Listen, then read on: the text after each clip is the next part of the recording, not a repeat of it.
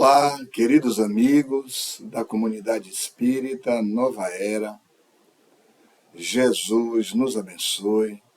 Queria saudar a todos os membros desse núcleo espírita, na pessoa de José Alberto, querido companheiro. Queria também agradecer a Celso Seara pelo convite, para mais uma vez estarmos juntos, desenvolvendo um tema espírita, um tema em especial sobre o Evangelho, né? Porque vamos falar sobre fé e caridade. Então, é a base do Evangelho. Né? Queria também cumprimentar os companheiros da Rádio Transvale, que realiza seu trabalho profissional em toda essa região, transmitindo mensagens, informações sempre importantes. Queria incluir nessa saudação inicial também todas as casas espíritas que são da região, aí do Vale do Jiquiriçá. Todas e todos os queridos companheiros se sintam também abraçados. E, enfim, a todos que nos assistem agora e nos assistirão depois a este vídeo, todos se sintam também incluídos nessa saudação inicial. Bem, esse tema, fé e caridade, é um tema que nos remete à estruturação, primeiro, de um estado interno, né, de um estado íntimo, porque a fé é isso. O que é a fé? A fé é um estado íntimo. O que é manifestado ou vertido a partir da fé é o resultado do que é elaborado, estruturado internamente no próprio indivíduo, na própria pessoa. Né? No capítulo 19 do Evangelho segundo o Espiritismo, Allan Kardec, que estrutura essa obra a partir das mensagens, das suas conclusões dele, Kardec, mas também das mensagens trazidas pelos Espíritos. É uma obra que tem um conteúdo mediúnico também na sua formação muito grande. Capítulo 19, Kardec toma de uma expressão do próprio Jesus, a fé que transporta montanhas, e estrutura todo o capítulo. Né? Então, ele vai nos trazer, nesse capítulo, em especial no item 12, uma mensagem de um espírito que se apresenta como espírito protetor, e ele vai dizer que a fé no homem, quer dizer, no nível evolutivo que nós nos encontramos, né? No homem, a fé é o sentimento inato da sua realização futura, né? É o sentimento inato do seu futuro, do seu destino futuro. Então, notem como esse Espírito vai efetivamente traduzir a fé como um sentimento, né? Então, inato, ou seja, já nascemos com a fé. Né? Nós já nascemos com a fé. Ou seja, nós já nascemos com a predisposição interna para confiar em Deus. Porque Deus, né, está na nossa origem, na nossa gênese.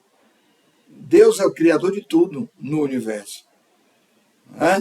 A criação toda é dele.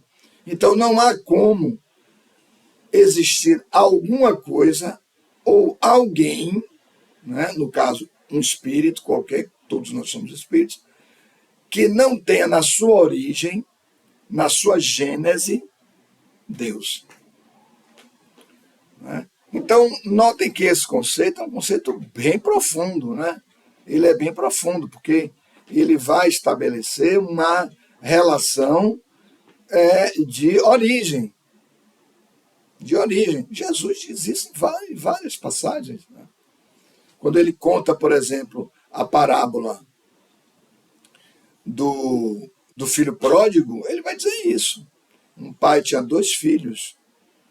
o mais novo diz, pai, dá minha parte na herança. O pai pega as coisas que teria que dar ao filho e dá. Então ele reúne todas essas coisas para o filho e vai para uma cidade bem distante. Todos conhecem essa parábola, ou eu imagino que todos conheçam. E lá na frente ele dissipa tudo, gasta tudo, etc., comete excessos, abuso. E depois que ele gasta tudo, sobrevém naquela região, naquela cidade distante, uma grande fome, né? Um período de muita fome, de grandes infortúnios, etc.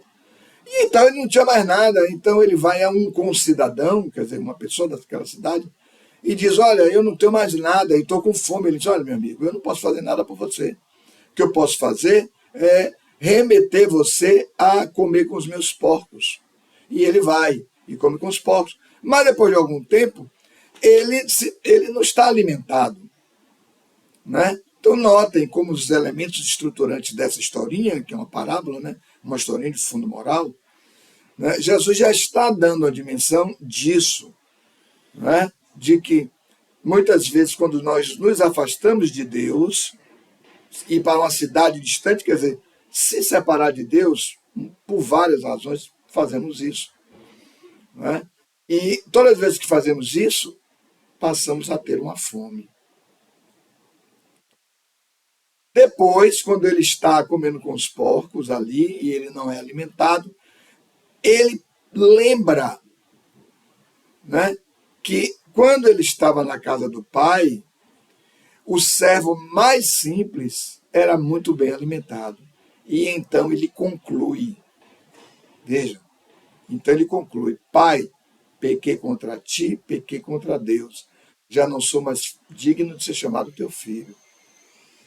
E então ele se põe a caminho para a volta da casa do pai. E aí, na narrativa da parábola, Jesus diz assim, e o pai vê a distância. E aí ele se desloca e etc. E nós não vamos até o fim da parábola, eu estou trazendo só essa partezinha inicial para a gente perceber. A lembrança dele, a memória dele, que ele tem desse alimento, né, quando ele estava na casa do pai, que é a sua origem. Ele não vem de outro lugar, ele vem da casa do pai. Ele estava lá com o pai e o irmão. Essa memória é uma memória que, para nós, é associada ao sentimento de religiosidade. Veja, não é religião. A religião é o conjunto de crenças, de atos, de liturgias, de dogmas que veste esse sentimento, né? Esse sentimento de religiosidade, que é a base da fé, como esse Espírito está dizendo na sua mensagem. É isso que ele está em síntese. Eu estou sintetizando isso aqui para a gente entender, né? Ele está dizendo isso, ele está dizendo que a fé no homem, né, é esse sentimento inato da sua destinação futura, ou seja, há futuro. Há um ponto de chegada, há um momento posterior a esse momento que o indivíduo se encontra, seja lá o momento for, o momento onde ele para e reflete, pai, pequei contra ti, pequei contra Deus. Aí ele volta, ele faz uma memória, que é uma memória, não existe memória para frente, né? Memória é para trás. Então, ele faz a memória de na casa de meu pai, o servo mais simples era muito bem alimentado. Ora, eu cometi uma injustiça, né? Eu cometi uma violação. Aí ele diz, pequei. Pecar é violar a lei, né? Então ele violou esse sentimento, esse vínculo de provimento que o pai dá. O pai é Deus. Na historinha, né? O pai é Deus. Então, é nesse momento que nós começamos a perceber a profundidade desse conceito, e aí esse ponto que ele coloca no conceito dele é um ponto segmento, né? No homem é um sentimento inato, quer dizer, você sabe, quem sente sabe, né? É o sentimento inato da sua destinação futura, ponto. É a consciência, olha como ele dá uma guinada agora, trazendo aquilo que era um sentimento, né? Quer dizer, aquilo que já nasce com você, mas você não tem uma exatidão daquilo que você pode compreender, você não compreende ainda, né? Ele é a consciência, sim, agora eu caí em mim, agora eu sei. Né? Então ele diz, é a consciência de que se é portador de faculdades que se acham latentes, quer dizer, dentro do próprio indivíduo, dormem no próprio indivíduo, latentes no próprio indivíduo, que aguardam o desenvolvimento, a ativação dessas faculdades, por ação da própria vontade. Olha que é até curtinho esse conceito, né? É pequenininho ele. Né? Ele é pequenininho. Vamos fazê-lo todo, né? A fé no homem é o sentimento inato da sua destinação futura. Ponto. É a consciência de que se é portador de faculdades que dormem no seu íntimo e que aguardam serem ativadas pela força da própria vontade. A própria vontade do indivíduo.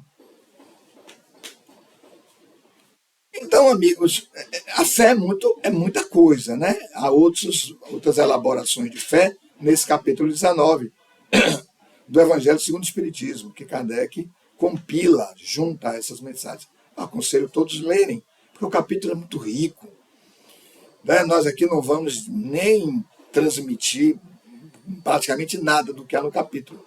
É muito rico, é muito extenso e é necessário que a gente leia e reflita sobre o que está ali. Mas notem que ele já vai dar aí uma certa dimensão. E nesse mesmo tópico 12 do capítulo, ele vai trazer a ideia da fé humana e da fé divina, para dizer que a fé, quando ela é exercida por um homem, mesmo não crente em Deus, ela é uma força viva, que potencializa esses recursos que estão latentes no indivíduo. Então, um materialista tem fé, mas ele não tem fé em Deus. Ele tem fé nele, mas é fé. É isso que esse Espírito está querendo dizer. Ele tem fé, mas uma fé nele. Então, ele realiza, porque a fé é uma força ativa, uma força viva. É uma força que conduz ao empreendimento, aos atos concretos, para você alcançar aquilo que você criou como meta, como objetivo. Daí a expressão que ele usa, fé humana, fé divina. A fé divina é a fé que se tem em Deus. É a fé que se tem na promessa feita por Deus e que está na nossa memória. Nós sabemos que poderemos recorrer a Deus nos momentos de dificuldade. Por que sabemos? Porque temos fé. Porque fé vem do latim fides, que significa credibilidade, confiança. Credibilidade, confiança. Então, é nesse sentido que quem tem fé sabe de Deus. Sabe que Deus nos alimenta. Na casa do meu pai, o servo mais simples, quer dizer, aquela pessoa que não tem nenhum grande recurso, não fez nenhuma grande atividade, é muito bem alimentado. É muito bem alimentado. E essa alimentação que Deus nos concede, daí a importância da oração, que é a oração, é o ato realizado pela criatura, ligando-se ao Criador para obter o quê? Os recursos necessários para matar a sua fome. Veja que fome aí não é fome de coisas corporais, materiais, mas para matar uma fome do espírito. Há uma fome que é espiritual. né? Temos hoje graves problemas e processos de depressão e outros tantos distúrbios do psiquismo por conta de um autoabandono, né? De uma falta de fé.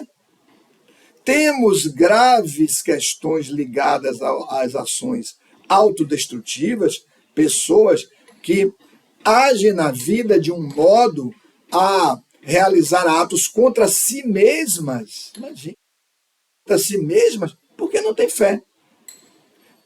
Não sintonizaram com esse sentimento, com essa memória, com essa expressão de religiosidade. Notem, volto a dizer, não é de religião, mas de religiosidade. Então ficam à deriva dentro da própria encarnação, ou seja, dentro do próprio momento em que estamos mais ligados ao corpo físico e sofrendo a influência dos instintos, né? Jesus até se refere a isso.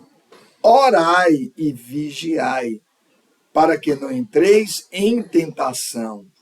Porque o espírito está pronto, quer dizer, o espírito tem todos os recursos. O espírito está pronto.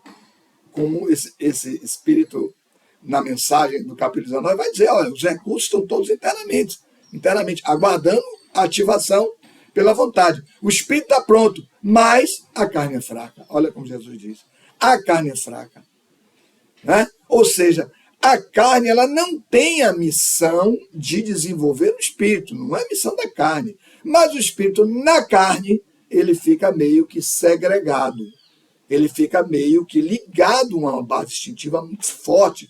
E todas as vezes que ele tem que decidir, ele termina decidindo pelo atendimento às coisas materiais, às coisas corporais, às coisas sensórias, né? As coisas do campo do sensório, do orgânico, e esquecendo da sua realidade de espírito. Daí o exercício da fé legítima, da fé sincera, faz com que o indivíduo aprimore a sua condição espiritual, né? Ele desenvolva a sua espiritualização. Essa consciência que o Espírito dá nesse conceito que ele está trazendo aí, né? É a consciência de que se é portadora. Consciência, amigos, não é a mera informação. Né? A informação contribui para a estruturação da consciência.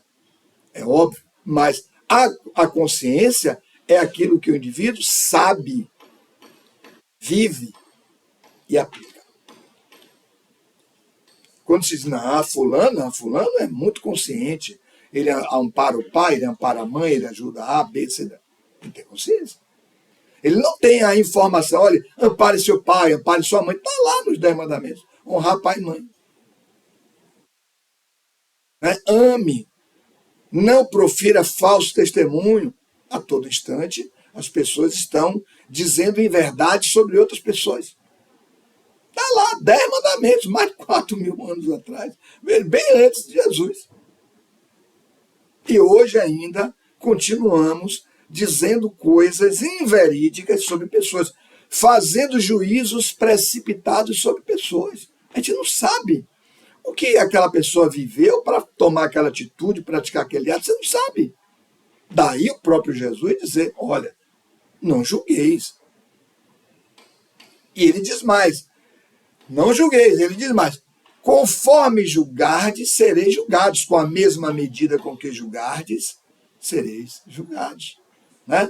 Com a mesma medida com que medirdes, serás medido. Uma medida qualquer, uma régua, né? Uma régua qualquer. É essa régua que você adotou para julgar aquelas pessoas? Pronto. É essa régua que vai ser aplicada a você. Porque não é Deus que vai aplicar a você, é você que vai aplicar a você. Mas isso é tema para um outro dia, né? Quando a gente for falar sobre culpa.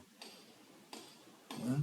O que é a culpa, a sua estruturação, como ela se manifesta no indivíduo, quais os estragos, os danos que a culpa causa no psiquismo, no indivíduo e na sua ação comportamental. no que ela interfere, no que ela impede o crescimento, como curar a culpa, né? E como se tornar feliz quando se vence a culpa. Tudo isso é evangelho, isso não é uma propriedade da doutrina espírita, não. É evangelho, evangelho de Jesus, que o espiritismo interpreta à luz dos seus postulados espíritas.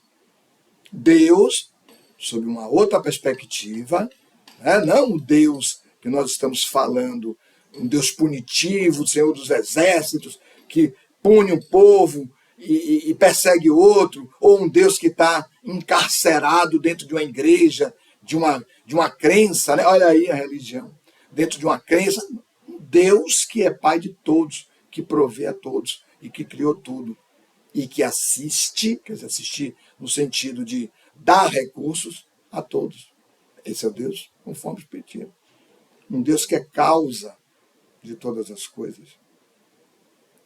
E que, por ser causa de todas as coisas, conforme a interpretação da racionalidade, nós conseguimos ingressar nessa profundidade de Deus, para conhecer-lhe à vontade. Daí as leis morais da vida, conforme apresentado pelos Espíritos. Está lá, Livro dos Espíritos, parte 3ª. Conhecendo as leis morais, nós conhecemos aquilo que Deus quer, porque as leis vêm de Deus. Se você conhece o que alguém quer, né, e que seja feito daquela modo, você está conhecendo a vontade daquela pessoa. Jesus não diz isso? O Pai Nosso diz isso no Pai Nosso. Pai que estás nos céus. Pai que estás nos céus, santificado seja o vosso nome. Quer dizer, seja Deus o tema mais importante da nossa vida. Seja feita a tua vontade. Olha aí.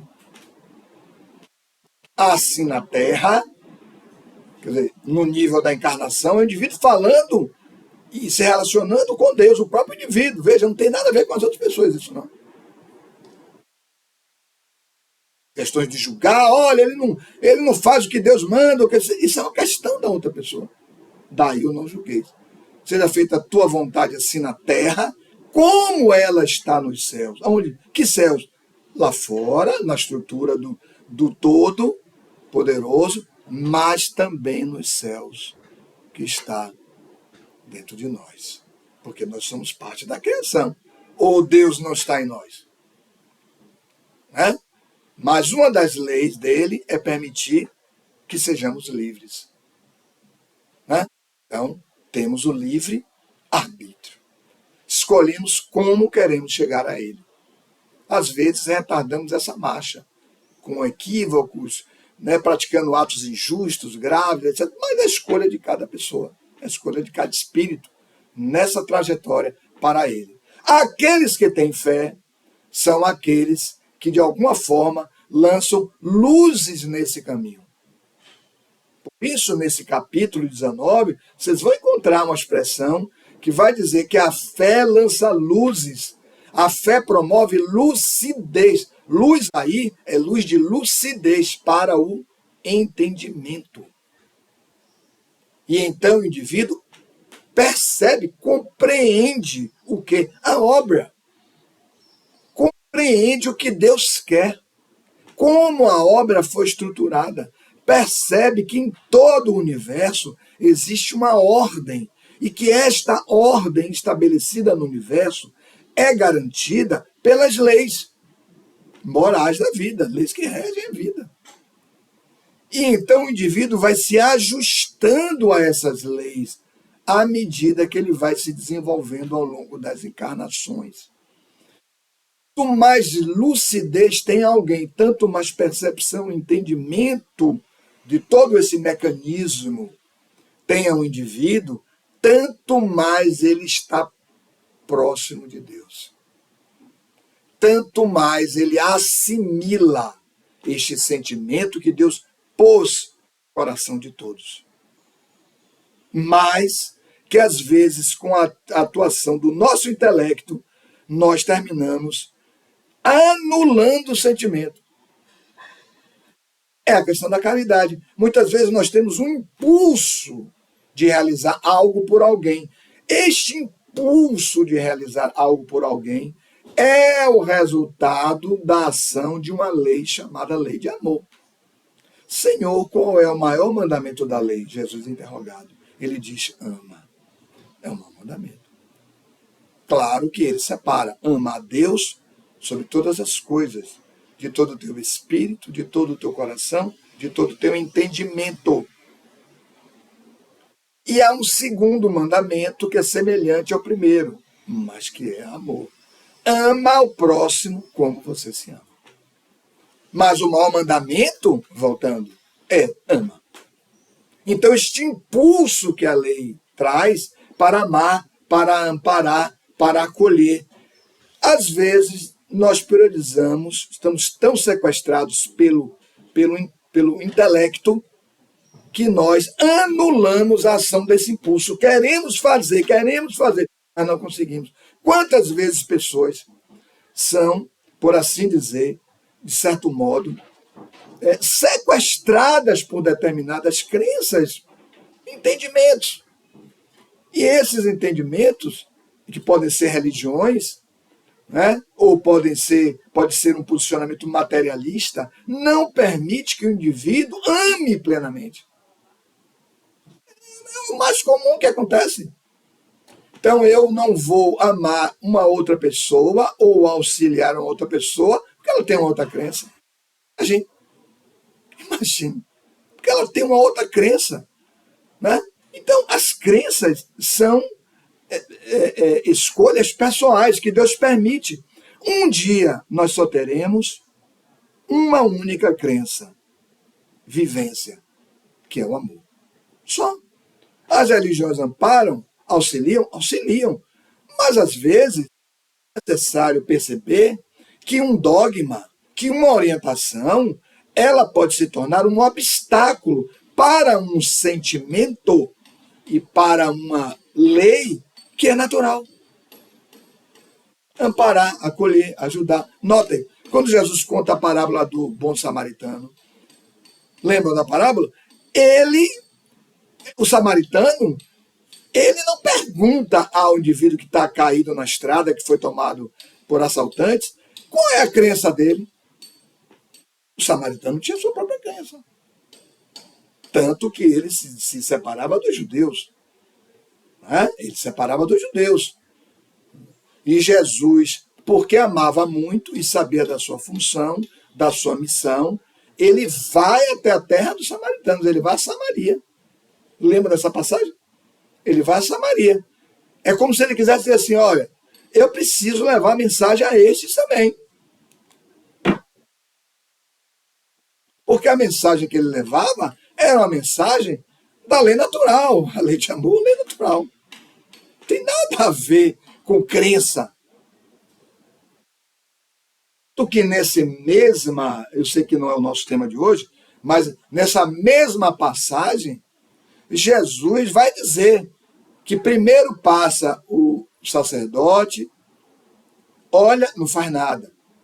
Porque o sacerdote acha que aquilo que estava compilado nos livros sagrados, conhecer aquilo já bastava.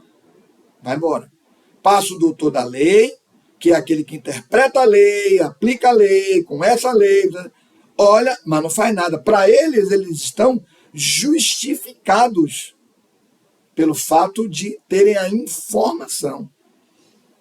Depois, um tempo depois, passa o samaritano. Veja que passa em momentos diferentes. Passa o samaritano na estrada ermo. O samaritano para. Mas por que o samaritano para? Porque o samaritano ama. Só os que amam param. É isso que Jesus quis dizer com aquela historinha. Que é a questão da caridade. A fé, ela dá vida ao sentimento de amor. E o sentimento de amor, ele se expressa, se materializa, ou seja, se torna concreto no ato de caridade. Então, notem como fé e caridade estão intrinsecamente ligadas. A caridade é, por assim dizer, mesmo. Uma expressão da fé. A fé dá o amor, qualifica o amor. Que se não for qualificado por esse sentimento de fé, por essa consciência de fé, como diz esse espírito, nesse conceito misto, muito bem elaborado por ele, curto, mas eu diria completo. Se não for qualificado esse sentimento de amor, o amor pode se desviar para a paixão. E aí a paixão, ela gera os aprisionamentos. Pessoas apaixonadas, não é que sejam pessoas más, mas são pessoas que estabelecem determinados entendimentos de posse sobre o outro. Que é uma mescla muito grande com os instintos. Daí Jesus dizer, a carne é fraca. Né? Não é a carne que é culpada. Você não pode culpar a carne. O corpo humano, a estrutura humana e tudo que está em torno e que estrutura a vivência humana corporal, né? Humana corporal, ela não é ruim em si, ela é boa, os instintos são bons. Agora, os instintos não vão conduzir você a patamares elevados do seu amor, porque não é tarefa deles. A tarefa dos instintos é conduzir o indivíduo a manter-se vivo, conduzir o indivíduo a, como se fosse uma espécie de inteligência básica, rudimentar, conduzir o indivíduo à autoproteção, à autopreservação, à busca do que é necessário, o instinto para comer, o instinto para se proteger, o instinto para desenvolver atividades que permitam ao indivíduo a recuperação das suas energias, o instinto sexual, o instinto para reproduzir, para envolver-se com o outro, estabelecer trocas importantes nesse envolvimento corporal, físico, onde são trocados, mediante a ativação de enzimas e de hormônios, experiências muito importantes. Daí, o Deus ter estruturado o corpo humano com uma infinidade de receptores na pele, para que a ocorrência do toque haja uma transmissão desse sentimento, dessa afetividade. Tudo isso é construção divina. Estou falando do que Deus construiu. E às vezes encontramos crenças que dizem, que limitam isso. Imagine, limitam a criação. Imagine, por ausência de fé. Mas qualquer fé? Não, por ausência de uma fé raciocinada. Por isso a fé espírita é uma fé raciocinada. É uma fé que recolhe os contributos da razão. E os espíritos aparecem em meados do século XIX, com a doutrina espírita, que é apresentada oficialmente para a humanidade em abril de 1857, com a publicação do Livro dos Espíritos, depois das demais obras, apresentando toda essa realidade muito bem estruturada, muito bem articulada, para dizer ao indivíduo que ele deve se ligar a Deus, que ele deve se vincular a esse Deus. Um Deus que promove o crescimento, a beleza da sua criação. Não Deus que pune. Não Deus que tem que ser temido. Vejam, lá no Velho Testamento. Você é um temente a Deus. Jesus aparece e diz, você deve amar a Deus. Senhor, qual é o maior mandamento da lei? Ama a Deus. Ele não diz tema a Deus. Porque quem ama interage, se liga, se vincula, quer conhecer a vontade de Deus. Quem se casa com uma outra pessoa não vai temer a outra pessoa. Já imaginou? Não vai ter relação, vai ter vínculo, não vai ter entrega. Como há entrega entre duas pessoas, onde há temor, não há entrega. Ele diz, não, ama a Deus. Envolve-te com Ele, sempre. E esse envolvimento e esse amor vai se aprimorando à medida que o Espírito vai se desenvolvendo ao longo das encarnações e vai transitando de patamares e categorias evolutivas. Hoje estamos em provas e expiações, mas já pertencemos a mundos primitivos, onde a animalidade do agir é muito grande lá. Hoje ainda estamos animalizados, imagina. Mas já estamos migrando para a regeneração. Da etapa da regeneração, estaremos melhores, porque já teremos o desejo do bem. Já teremos o desejo do bem.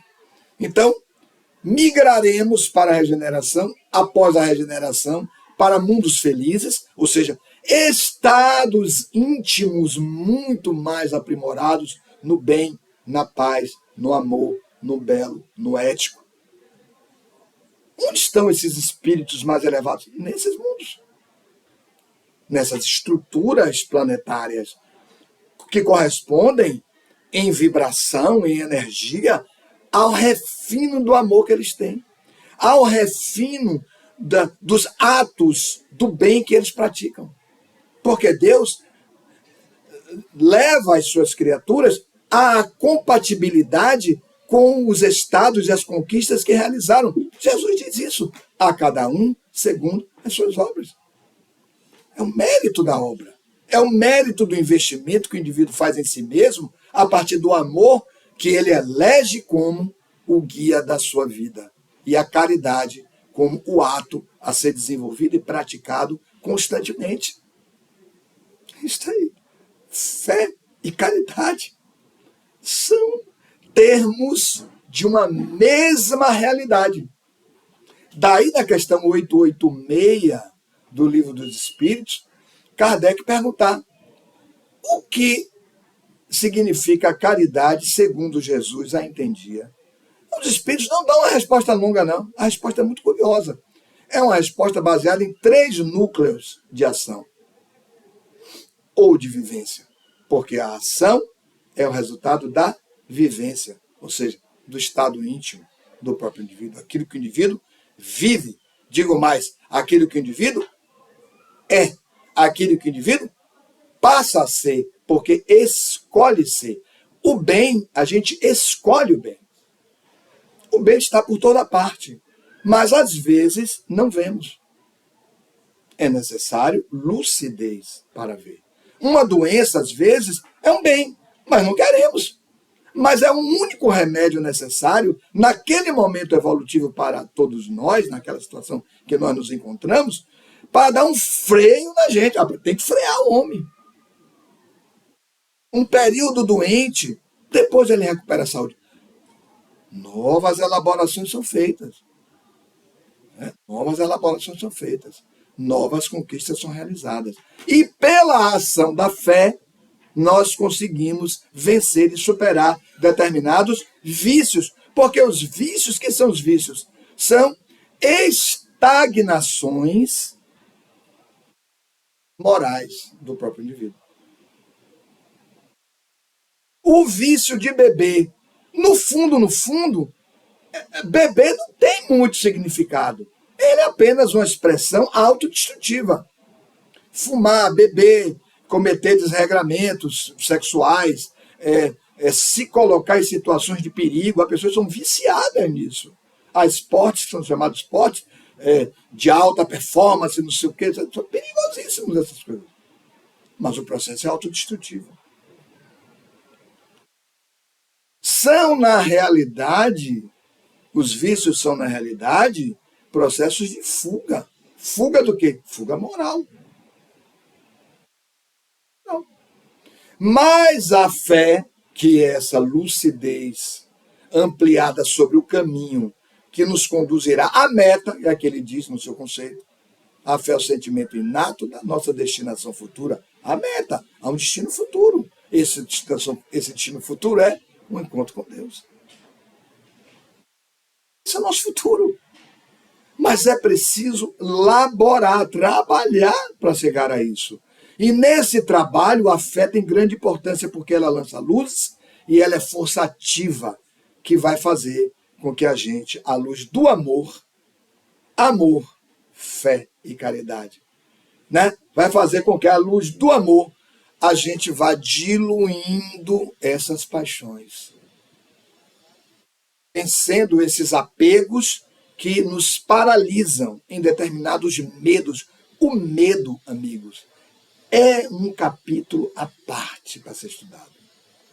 É a base de processos gravíssimos que nos causam profundas infelicidades.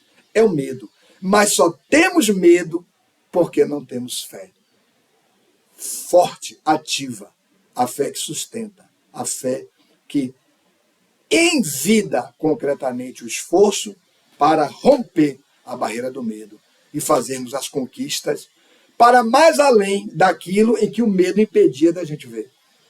A fé lança luzes e estabelece a força. E a vontade nossa, então, é ativada, então vencemos.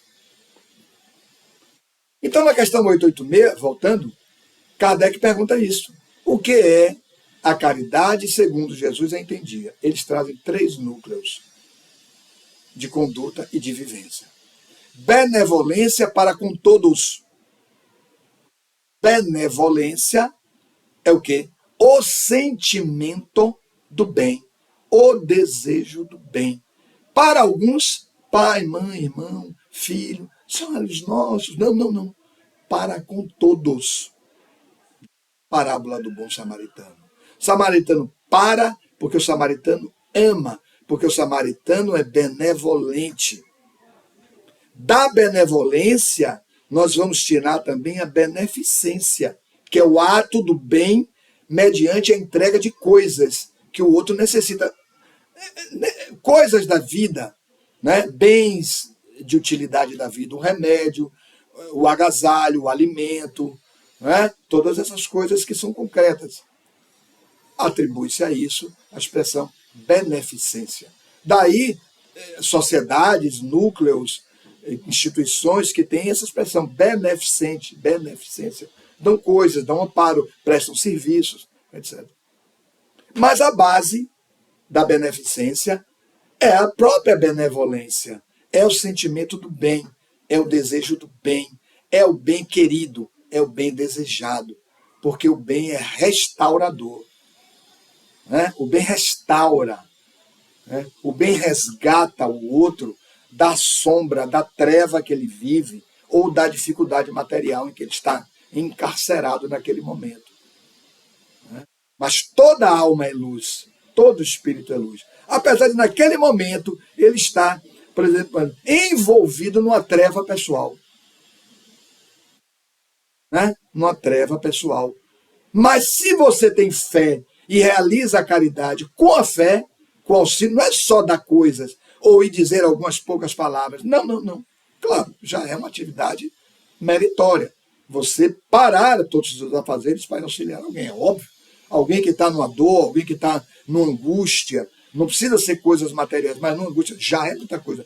Mas se essas palavras vêm vertidas com esse sentimento da fé, e você tem os olhos postos em Deus, porque você é alguém que está nutrido por Deus. Esse é o fator distintivo. Você está nutrido por Deus.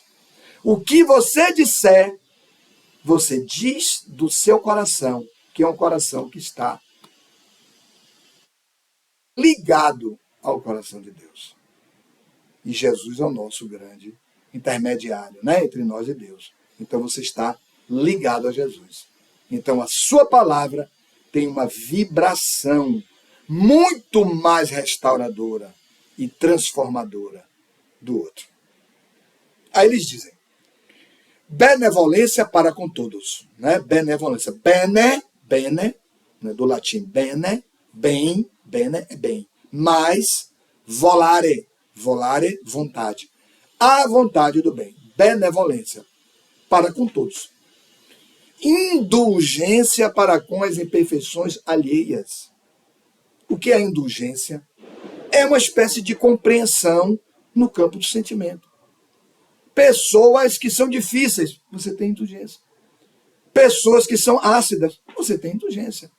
Elas vivenciam um processo grave Difícil, porque elas ainda estão em trevas dos seus próprios sentimentos.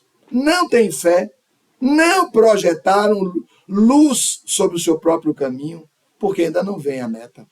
A meta é Deus. Estão apartadas da meta. Lembram da historinha que contamos há poucos minutos no início do nosso trabalho?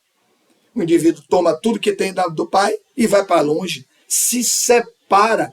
Quando Jesus usa a expressão, depois de recolher, foi para uma cidade bem distante, nós nos separamos psiquicamente, sentimentalmente e moralmente de Deus. Porque quando ele decide, pai, pequei contra ti, pequei contra Deus, e se põe a caminho, porque isso é o detalhe, não basta de se sentir arrependido, há que se pôr a caminho para voltar para a casa do pai. Aí o que é que Jesus diz na historinha? E o pai vê a distância. E quando o filho se aproxima, ele sai da casa e vem recebê-lo na entrada. Você se desloca para Deus, Deus se desloca ao seu encontro. A historinha é brilhante, né? Que Jesus conta. Perfeita essa historinha dele. Como todas, né? Estamos falando de um espírito perfeito, espírito puro, espírito que atingiu o mais alto grau de elevação, né? Na manifestação das suas forças. Essas mesmas forças que nós temos hoje. Um dia seremos Cristos. Todos seremos Cristos. Quando essas forças se tornarem luz total. Daí, no Sermão da Montanha, o próprio Jesus se referia a isso. Brilhe vossa luz. A indulgência é um sentimento muito especial daqueles que amam. O indulgente, ele é paciente. Ele aguarda. Ele espera. Ele ensina com silêncio. Mas não silêncio de falar mal. Um silêncio que aguarda que o outro alcance luz. Como muitos aguardaram ele alcançar luz. Nós somos o resultado do investimento de Deus, do investimento de Jesus e do investimento de muitos que nos antecederam e investiram em nós em outras encarnações. E de espíritos que nos auxiliam agora. Estão desencarnados, mas estão nos auxiliando. São espíritos familiares, que estão lá torcendo, estão transmitindo pensamentos bons, pensamentos de otimismo, força para a gente encontrar esses recursos, ativando a nossa fé e nos desenvolvermos. Quando nós alcançamos o ponto de perceber a fé que lança essas luzes e nós assumimos, então, a responsabilidade do fazer, a tarefa já está bem adiantada em nós. Bem adiantada em nós. E esses espíritos, então, se alegram. Porque somente aqueles que conseguiram estabelecer a responsabilidade na condução das suas próprias potencialidades em favor do outro, caridade. O que é a caridade? É a repartição do que se tem com o outro. Mas, acima de tudo, amigos, é a repartição do que se é com o outro. E, conclusivamente, eles dão a terceiro item, quando eles falam sobre o perdão das ofensas. Então, benevolência para com todos. Indulgência para com as imperfeições alheias, as imperfeições do outro, porque vivemos na vida de relação. Como se sustenta um casamento sem indulgência? Não sustenta. Como se sustenta relações sem perdão? Não sustenta. Porque o perdão é o alívio interno do próprio indivíduo. É o amor a si mesmo. Quem perdoa não quer mais odiar. Quando se diz aquele que perdoa, esquece o ódio. O ódio que tinha, e portanto perseguia o outro, e decidiu perdoar agora. E também esquece que o outro odiava a ele. Porque o outro pode ainda se manter em sofrimento. Mas você está dando a ele o quê? Nessa relação que vocês continuam tendo. Você está dando a ele o exemplo vivo. Não de uma teoria, perdoe, perdão. Vivo. É o que você sente agora. Você tem compaixão do outro. Não é pena, é compaixão do outro. Porque ele ainda é prisioneiro de sentimentos destrutivos. Ele não vê luz. Você já vê luz. Né? Então, amigos, Eu queria deixar essas breves reflexões sobre a fé, a relação da fé com a caridade. E a caridade é a expressão do amor guiado, esse amor guiado por uma fé bem orientada. Aquele que compreende a vida através dos processos da racionalidade e onde ele faz a conjugação perfeita entre razão e sentimento, ele desenvolve a fé raciocinada. Dá a cada coisa no universo exatamente o lugar e a importância que cada coisa tem. Ninguém vence o materialismo em si com meras teorias. Vence com a compreensão do lugar de cada coisa, como Deus as colocou no seu caminho, na sua trajetória. E então nós nos relacionaremos com as coisas, com os bens e com as pessoas na dimensão exata que elas possuem dentro da nossa trajetória e para aquilo que representam a Deus. Muita paz aos queridos amigos da comunidade espírita Nova Era. Jesus abençoe o trabalho de vocês. Paz para todos que nos assistem. Tenham sempre em Deus a grande meta, porque é nisso que a nossa fé se desenvolve. Muito obrigado pelo convite. Paz para todos. Bons estudos.